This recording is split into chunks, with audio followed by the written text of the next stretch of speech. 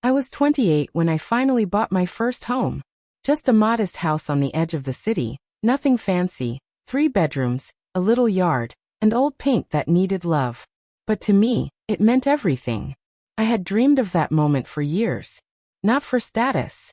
Not for social media. But because it was mine. Something no one could take, monitor, or decide for me. The day I got the keys, I cried in the car for 5 straight minutes. All the sacrifice, the loneliness, the skipped meals and holidays, it had all led here. 10 years of struggle and silence. 10 years of saying no to everything so I could finally say yes to myself. And then 3 weeks later, I got a letter in the mail. It wasn't a welcome package or a coupon for blinds. It was a court summons. My parents were suing me. I stood in my tiny new kitchen, holding the paper, staring at the names printed on it. Plaintiffs, Diana and Roger Morgan. My mom and dad. I had to read it 3 times to believe it was real. It still didn't make sense. Suing me for what? For buying a house? But it wasn't just about the house, not really. It started way before that. Growing up in a quiet neighborhood just outside Albany, our lives looked normal from the outside. 2 kids, stable income, decent schools, and a neat yard that got mowed every Sunday. My younger brother, Ethan, and I were never hungry or cold. Our birthdays had store-bought cakes, and our vacations always involved matching t-shirts and schedules planned by Mom. But normal wasn't freedom. Especially not in our house. My mom managed our family like a business. From age 10, I had to keep track of every cent I spent. She made me use a spreadsheet to report my allowance. If I bought something that wasn't practical, I'd have to explain myself at dinner. Ethan didn't mind. He followed the rules like they were gospel. He even helped enforce them. If I bought a second-hand purse or a movie ticket, he'd mention it at the table like a report card. Maya went to the movies last Friday. I thought we weren't spending on entertainment this month. He'd smile, like he was helping. I hated it, but I never fought it outright. Not until I was 17, when I found out my mom had been reading my college acceptance letters before I even opened them. Not just reading, hiding the ones she didn't like. The ones that came with scholarships to out-of-state schools. When I finally confronted her, she didn't even deny it. She just crossed her arms and said, "College is a waste of money. You'll go to the community school here, stay at home, work part-time, and contribute to the family fund." The family fund. That was her big thing. She talked about it like it was some noble cause. This shared pool of money we were all supposed to pay into once we started earning. She never said exactly what it was for, just that it was for the good of the family. That night, I made up my mind. I was going to leave. And I was never going to owe them a cent. I applied to scholarships without telling anyone. Worked after school and on weekends. A friend helped me open a private bank account under her address. When the time came, I packed a suitcase, got on a bus and left. My parents were furious. My dad called me ungrateful. My mom accused me of destroying the family. Ethan didn't say much, just shook his head and told me I was selfish. They thought I'd come crawling back in 6 months. I didn't. The next 10 years were brutal. I went to school full-time and worked multiple jobs. I lived in small, shared spaces, sometimes with 3 or 4 other people, eating dollar store noodles and skipping medical appointments I couldn't afford. I worked at a diner in the mornings and cleaned offices at night. I said no to every social plan, every dinner out, every road trip or concert. People stopped inviting me after a while. Dating? Forget it. Try explaining to someone on a first date why you won't split the bill because that money is already budgeted for your electricity next month. No one stuck around. I had friends, but I kept them at a distance. I wasn't ashamed. I just didn't want to be pitted. There were nights I cried myself to sleep, not because I doubted my plan, but because it was so lonely. I missed the idea of family, even if mine had never felt safe. I missed birthday dinners, inside jokes, someone checking in just to say hi. But I kept going. I told myself it would all be worth it when I had a place that was mine. Something I didn't have to explain or defend. Something that didn't come with strings. I didn't check my savings for years. I set up automatic transfers to a high-interest account and told myself to pretend it didn't exist. I didn't want the temptation. I didn't want to know how far I still had to go. I just wanted to keep moving forward. By year 8, I'd gotten a promotion at the marketing firm I worked for. Then another.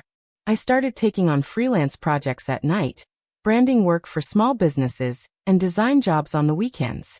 The money wasn't huge, but it added up. Eventually, I allowed myself to check my account. Over $300,000. I stared at the screen, not even smiling, just stunned. By year 10, I had reached my goal. $350,000 saved. No loans, no debt, no cosigner. Just me and a spreadsheet filled with a decade of sweat. The home buying process wasn't glamorous. I interviewed agents, looked at dozens of homes, and cried when offers fell through. But then I found it. A sturdy 3-bedroom place on a quiet street with worn floors and chipped paint, and a porch that caught the evening sun just right. It was perfect. I made an offer. It was accepted. The closing date felt like a finish line. I signed my name on more pages than I could count. When they handed me the keys, I didn't cheer. I just exhaled, like I'd been holding my breath for 10 years. I moved in on a Saturday. My bed was still an air mattress, and my dresser was a stack of cardboard boxes. But the house felt full. Not just with stuff, but with peace. That night, I sat on the floor, sipping cheap wine from a coffee mug, and thought about whether to tell my family. Some part of me still hoped they'd be proud. That maybe, just maybe, they'd see I wasn't trying to hurt anyone. I just wanted something of my own. So I sent an email. Short and careful. I included a photo of the house, said I hoped they were doing well, and left it open. Ethan was the first to respond. He called 3 days later. I saw his name on my phone screen and felt a little flicker of hope. When I answered, his voice was cold. Maya, he said. What the hell do you think you're doing? I blinked, confused. What? You bought a house? With what money? Don't lie to me. With my money, I said, keeping my voice steady. I've been saving for 10 years. He laughed. But it wasn't the kind of laugh that comes with joy. Right. Because working at a marketing job pays for that. I had other jobs too. I lived cheaply. I saved. I sacrificed. He cut me off. Mom and Dad want to see you. Sunday. 6 o'clock. He hung up before I could respond. I sat there staring at the wall. That conversation wasn't about reconnecting. It felt like I had stepped into a trap. But I still went. Part of me needed to know. I drove the 2 hours back to the town I had tried to forget. Same houses. Same trimmed hedges. Same heavy feeling in my chest. My dad opened the door. He looked older. Grayer. My mom was in the kitchen, setting the table with the good china. Ethan and his wife sat on the couch. No one smiled. No one said, "Welcome back." Dinner was quiet. Almost fake. My mom served roast beef and mashed potatoes, and I ate because I didn't know what else to do. When dessert came, apple pie, the one I used to love, I thought maybe they were trying. Then my dad cleared his throat.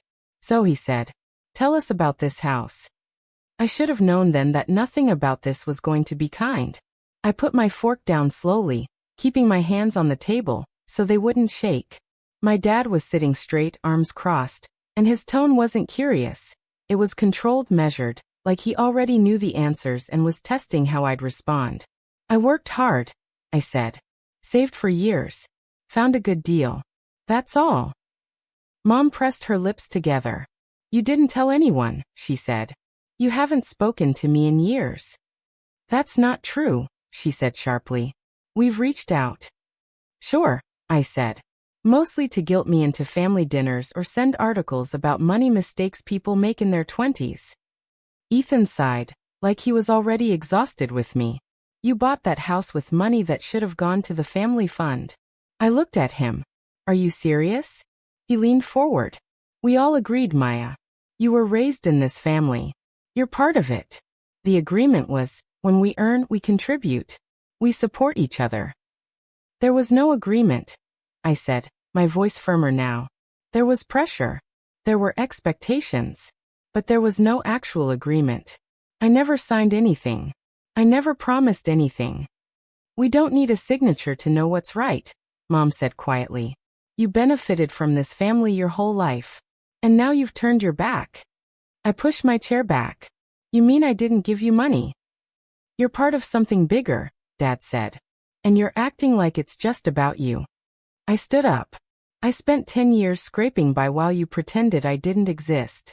I didn't ask for help. I didn't take anything from you. And now that I have something of my own, suddenly I'm selfish. Ethan stood too. Mom and Dad are under financial stress, Maya. This fund, it's not just about tradition. It's about survival. Then say that, I said. Say you need help. Don't guilt me over something I never agreed to. My mom's voice cracked.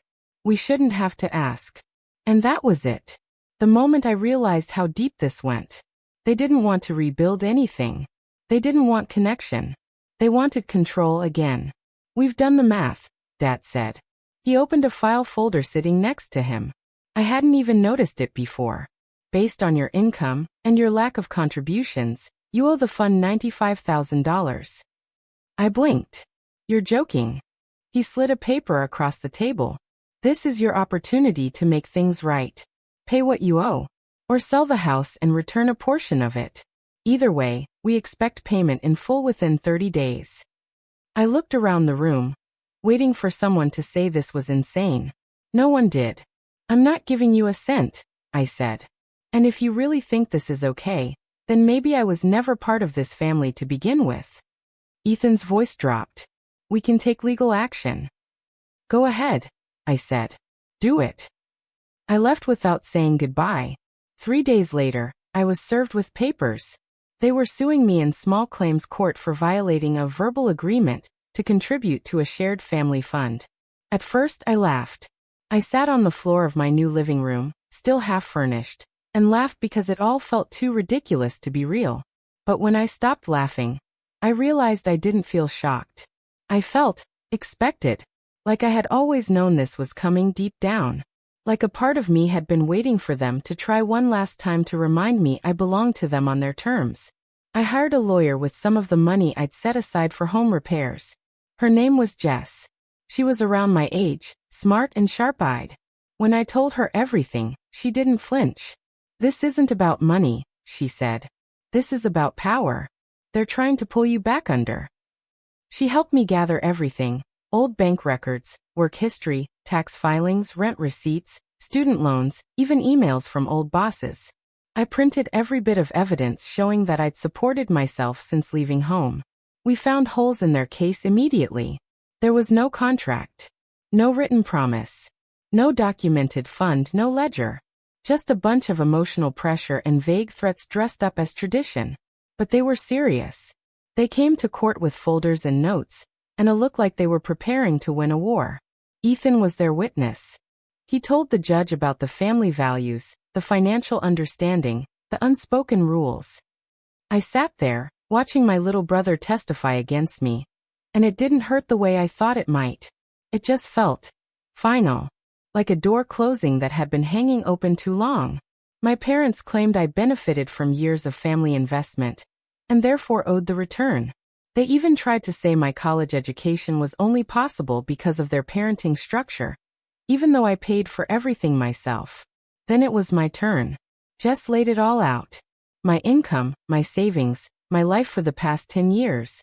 She showed that I had no access to the so-called fund, that no other family member had documented proof of contributing or withdrawing from it. She even read excerpts from text messages where my mom told me I was cut off after I left home. The judge looked at the stack of papers from both sides. He was quiet for a while. Then he said something I'll never forget. This isn't a financial case. It's a control case. And the court does not enforce family guilt. He dismissed the lawsuit. Just like that. I walked out of the courtroom, not feeling victorious, just tired. Not because I lost anything, but because I finally understood how deep their idea of love really went. For them, love had terms. And when I broke the terms, I stopped being their daughter. Jess hugged me outside the courthouse. You did the right thing, she said. I nodded, but I wasn't so sure. Maybe I had burned the last bridge without knowing it. Later that night, Ethan sent me a message. Just one line. You'll regret this. I stared at it for a long time before deleting it. There was no point replying. I was done trying to explain my life to people who didn't want to understand it. That week, I changed the locks. Not because I was afraid they'd show up, but because it finally felt like my home, completely and truly mine. Still, the silence afterward was heavy. I thought that after the court hearing, things would calm down. That maybe the silence from my parents meant they were reflecting, coming to terms with the fact that I wasn't their responsibility anymore, or their possession. But the quiet that followed wasn't peaceful. It was the kind that makes you check your locks twice and glance at your phone expecting something unpleasant. For weeks, I didn't hear anything. No calls. No texts. Not even from Ethan. It was like I'd disappeared. Or worse, like I never existed. At first, I tried to enjoy the stillness. I finally unpacked the last of my boxes. I painted my bedroom walls a soft green that made the mornings feel easier. I bought second-hand furniture and built it myself with YouTube videos and a cheap drill. On the outside, everything looked like it was coming together. But inside, I was unraveling in quiet little pieces. I hadn't expected the grief. I thought I'd feel free. I thought I'd feel proud. I didn't. I felt numb. Sometimes angry. Sometimes lost. I kept thinking about Ethan's message. You'll regret this. And even though I knew it was manipulation, it echoed in my head at night like a warning. The worst part wasn't losing my parents. It was realizing that maybe they were never really mine to lose. I had wanted so badly for things to be different. For them to see me not as a problem or a rebellion, but as a person making a different kind of life. But they didn't want to see me. They wanted control. And once they lost that, I stopped being worth anything to them. A month after the hearing, my body finally gave in. I had a panic attack in the grocery store. Just passed out cold between the canned beans and paper towels. A kind woman who worked there called an ambulance. They checked my heart, my brain. Everything was fine physically. But the ER doctor said it plain and simple. You're burned out. When I got home, I sat on the kitchen floor for almost an hour. I didn't cry. I didn't speak. I just sat there, thinking about how I had built a life from the ground up and still didn't feel safe inside it. That night, I called someone I hadn't spoken to in almost 2 years. Her name was Carla. We used to work together. She trained me at one of my first jobs. We were never best friends, but she always checked in during lunch breaks and once brought me soup when I was sick at the office. I told her everything. Not in a perfect, polished way. Just a mess of words, feelings, court dates, memories, and fear. She listened the whole time. When I finished, she said, "You've been surviving for so long, Maya. You forgot how to actually live." That line stuck with me. Maybe she was right. She invited me over that weekend. She made chili, we sat on her porch, and we talked for hours. She introduced me to her sister, her neighbor, even her dog. And for the first time in a long time, I felt normal. Not like someone who had to explain everything. Not like a problem to fix. I started going over there more often. Carla had a way of making people feel like they belonged, without effort. Her friends became my friends. They didn't ask what my family was like. They didn't care about my bank account or my past. They just laughed, told stories, and passed around food like it was sacred. Slowly, I realized that family wasn't only blood. It was anyone who didn't make you feel small for wanting peace. I also started therapy. At first, I hated it. I felt stupid paying someone to sit and listen while I tried to explain why I still felt like a guilty daughter, even after everything. But week by week, it started to help. My therapist told me something I'll never forget. What you experienced wasn't just pressure. It was emotional abuse. You were raised in a system built on control, not care. And walking away from that is a form of healing, not betrayal. I cried the whole way home from that session. Meanwhile, my house started to change. Not physically, but in how I saw it. At first, it was just walls and protection. Now it became a space for me to grow into. I hosted small dinners. I planted flowers in the front yard. I bought a welcome mat. People came over and said things like, "This place feels like you." And I didn't know how to explain that it finally did. That it was the first time in my life I had made something that didn't come with guilt. A few months later, something strange happened. I got a letter in the mail. Handwritten. No return address. I almost threw it away, but something told me to open it. It was from Ethan. Not an apology, but not an attack either. He wrote that he and his wife had just had a baby girl. Her name was Ruby.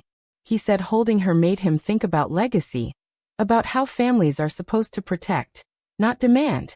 He said he didn't understand everything I had done, but he understood now why I did it. He said he didn't expect me to respond. He just wanted me to know. I sat on the porch with the letter for a long time. I didn't know if it was real change, or just guilt. But it was something. I didn't write back. Not right away. But I didn't throw the letter away either. A few weeks later, Carla invited me to a local community event. Free lunch and networking for young women starting over. I didn't want to go at first. But I did. And I met 3 women that day who were all in different kinds of escape. One had left a controlling marriage. One had moved out of a cult-like church. One had just left foster care. And all of us, in some way, were learning how to build lives from nothing. We talked for hours. Laughed, cried, made plans. We started a little group chat. One night, we called ourselves the Rebuilders. It was half joke, half truth. For the first time, I wasn't the only one who had to explain why leaving something painful didn't feel like freedom right away. They got it. No lectures. No pity. Just understanding. Something shifted in me after that. The court case, the house, the silence. It all started to feel like the first chapter of something, not the final one. And the more I leaned into my new circle, my new pace, my new sense of self, the more I understood that I didn't need to undo the past. I just needed to stop carrying it like luggage. That spring, I opened the windows in the house for the first time since moving in. I let the wind blow through every room, and it felt like it was washing something old away. Summer came, slow and warm. The flowers I planted in front of the house finally bloomed. Bright pinks, soft yellows, nothing fancy, just enough to make the porch look like someone lived there who cared. And I did care, more than I ever expected. Not just about the house, but about my life inside it. I kept going to therapy. I kept showing up to the Rebuilders meetings, even when I was tired or unsure. I learned how to cook new things. I hosted a birthday dinner for one of the girls from our group.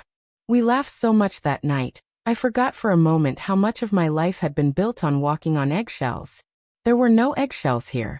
Just shared stories, mismatched plates, and the sound of people who didn't need me to be anything but myself.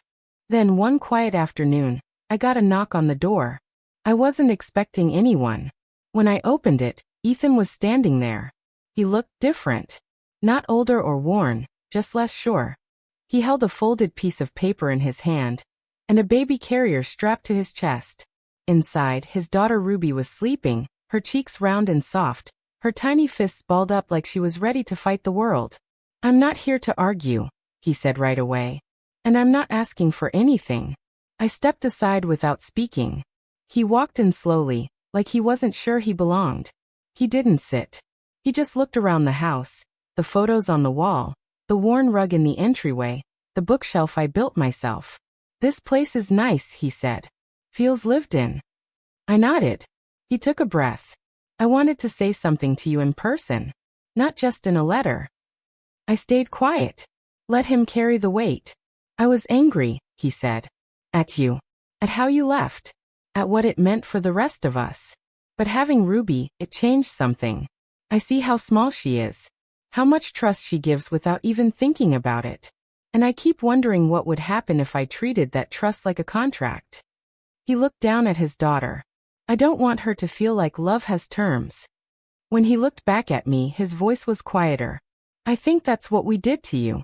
Maybe without knowing it. But we did it." I felt something shift in my chest. Not forgiveness. Not yet. But maybe the door wasn't locked anymore. He unfolded the paper in his hand. "I wrote this to Mom and Dad," he said. "Told them I won't be contributing to the family fund anymore. Told them I'll be making my own decisions from now on." He placed it on the table and looked at me carefully. "I know I can't undo everything. But I wanted you to know I'm trying. For her. For me." We stood there in silence for a few seconds, just letting it settle. Then he asked, "Can I see the backyard?" I let him out. The grass was patchy in places, but I'd planted a small herb garden on one side.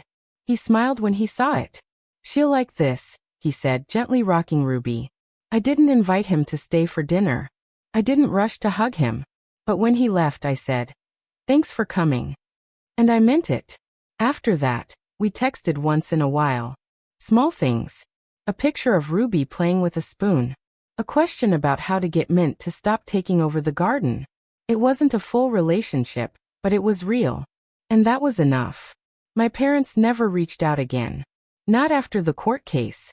Not after Ethan stepped away. I don't think they ever will. Sometimes that still hurts.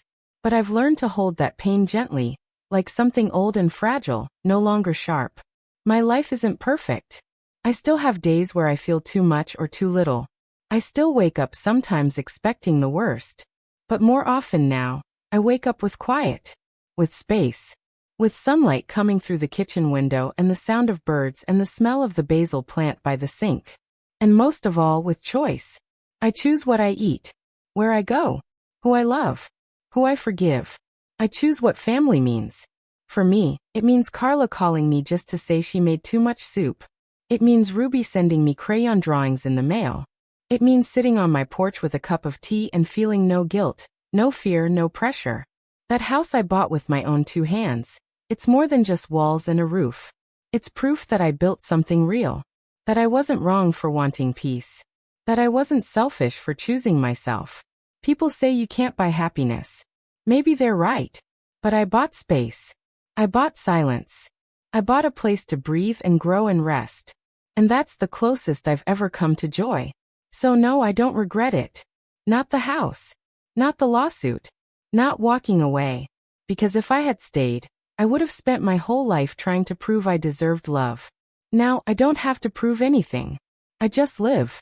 And finally, that's enough.